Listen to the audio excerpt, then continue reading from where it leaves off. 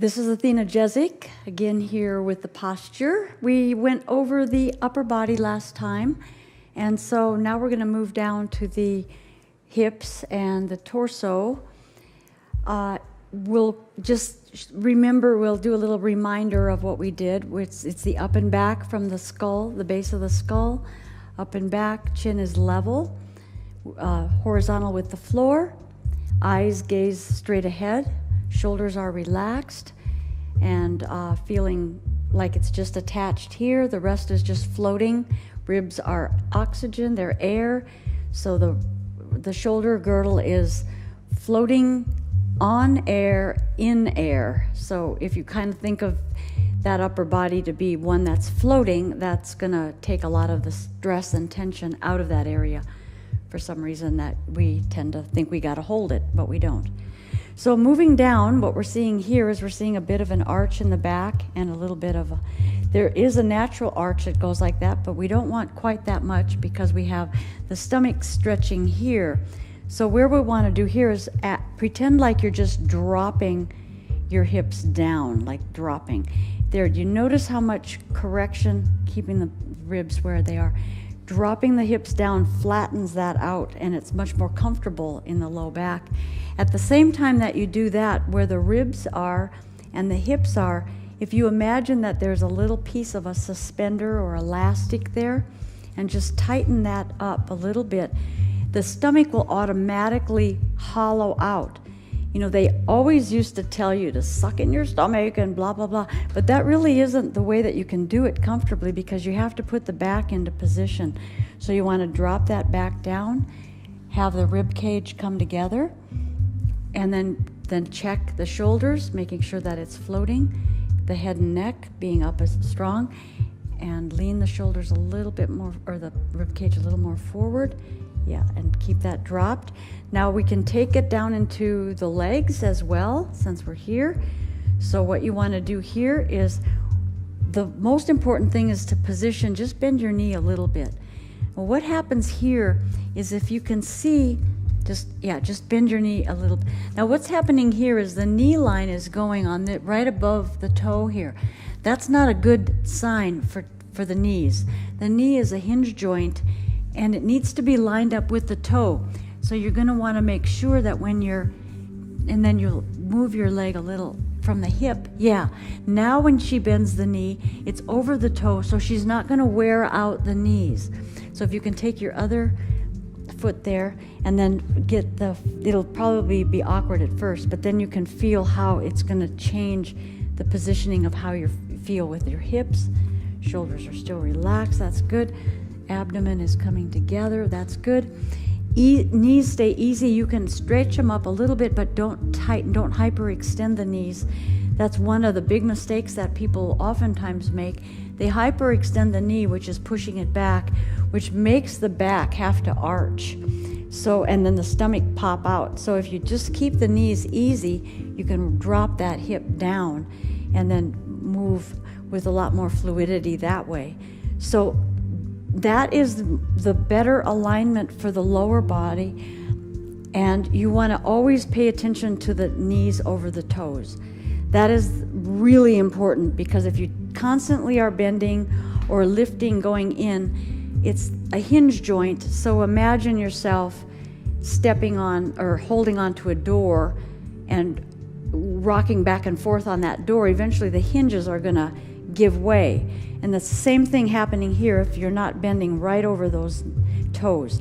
So when you do that, just pay attention that your feet aren't out here coming in like that or going out like that, because you will have problems, serious. And it will go into your knees, it'll be ankles, it'll be knees, it'll go into your lower back. It will eventually work its way up into the head and neck. So that's why posture is kind of boring, but it's also really important. So Lucy looks really good here. Now you can just try to take a few steps and just see how your new positioning feels. If it feels like you're freer, less restricted, just relax a little more. Keep your chin going high.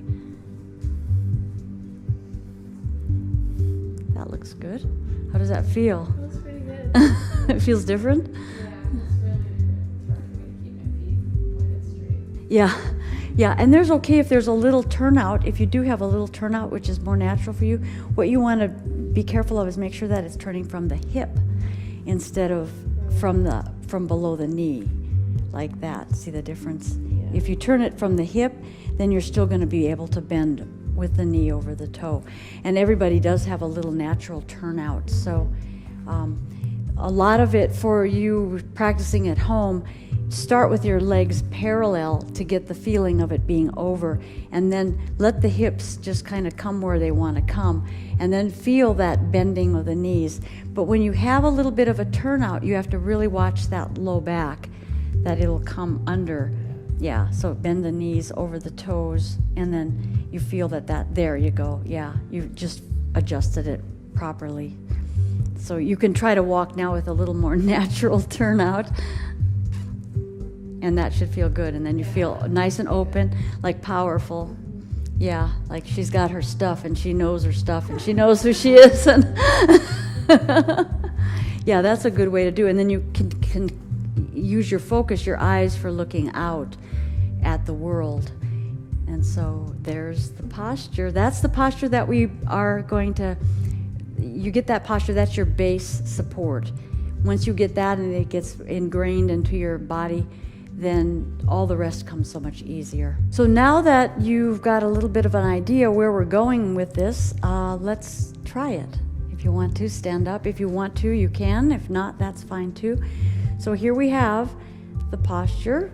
Let's just go from the beginning, up at the top of the head. We already have covered this, relaxing the shoulders. And now we want to go and move into the structure. So we want to drop the hips and feel that the rib cage and the hip, the crest of the hip bone and the lower rib are being squeezed together. So you're coming somewhat forward, but not too far forward. Now dropping the hip, there's other ways of saying that. When you do drop the hip or tuck the tailbone or however you do that, you don't want to over tuck, you want to just make it drop. As soon as you feel it drop, the knees should go easy. They shouldn't be able to be straight with a lot of ease there, because you can keep the knees straight, but it's better to let the knees go a little easy. It gives a little more flexibility in the hip. And then we want to look for, where does the knees bending? Check yourself on that. Put your toes down and feet parallel to start with, so they're forward. And then bend down just slightly and look down and see where those toes are. If the big toe is right under your knee, then you're doing good. And then you can stand up and get the hips dropped, get the abdomen pulled in, the ribs in place, the automatic holding of the abdomen. And then you can turn your hip a little bit to a natural turnout, but make sure it comes from the hip itself. And it's not usually a very big turnout, but we do have a little bit of that going on, but it should come from the hips. And then you can bend and straighten and see how that feels, keeping this in alignment. Bend your knees and come up, and then bend even deeper and bend and keep yourself tucked. Yeah, bend and keep yourself tucked, and let those legs come over. There you go. There you go. Yeah. Bend and stay tucked. Yeah. See how the back works with all that? And the top of the back is staying nice and still. So you're just isolating the parts that you're moving, and then her neck and head is staying really good. So then you can start to isolate a little more. You can move, and you can still be, and that way you can be stable, because this is a stability point. So you're stable, and then you can reach, and you can stay stable on where you're standing. So you get a real good base of support. The abdomen is one of the main supporters. The abdomen will not support your back if the back is going to be arched too much. The abdomen is stretching too much. So it's real important to keep that feeling of length in the low back and that feeling of coming together in the front. So let's go through that one more time. We're just going to start up here and get the head nice and going, up and back, shoulders relaxed. There, that's really beautiful. Now we drop the hips, careful with the knees. Feel that abdomen coming in, And then we just learn how to relax after we get that structure a little more positioned. And there we have a very good posture. Now, what happens if she tightens her knees too much? It throws the back out into an arch, and it throws the stomach forward. So here we're getting lengthening, and eventually the muscles aren't going to hold the organs in. The organs are going to start popping out. Then the lower back is going to be becoming way too arched. It's going to take the sacrum a little bit out, and that's going to cause back pain later on. So, and then let's tuck it again, and you can just see the positioning of that stomach change. Okay, so we'll try a couple more times, just the positioning differences so you can see how different this is. So you drop out of that or into the right position, and then, so you see how nice and level and straight and supported everything is? Now fall out of it. There we go. See how everything there is going to be setting up. And then also what happens here is she was leaning more forward at the beginning. So now this is almost getting automatic for her. And now she's in that position and everything is much more stable. And the feet and knees are well placed. And then just with that easy knee, you can start walking and everything is just relaxed. You're only working the muscles. So just go ahead and kind of walk. Let your arms swing a little bit if they feel like it. And just let yourself, yeah, you even look powerful.